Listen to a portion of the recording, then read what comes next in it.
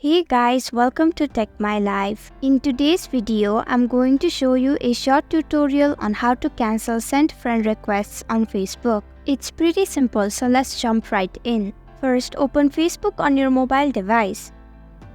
Tap on the search icon at the top of your screen. Type in the name of the user. Tap on their profile. Tap on the Cancel Request button. Select Cancel Request.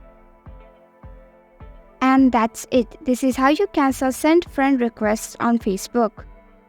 Thank you for watching Tech My Life. I hope you found this video helpful. If you did, then please hit the like button and comment down if you have any questions or feedback. And if you're new to our channel, subscribe and hit the bell icon so you don't miss our upcoming videos.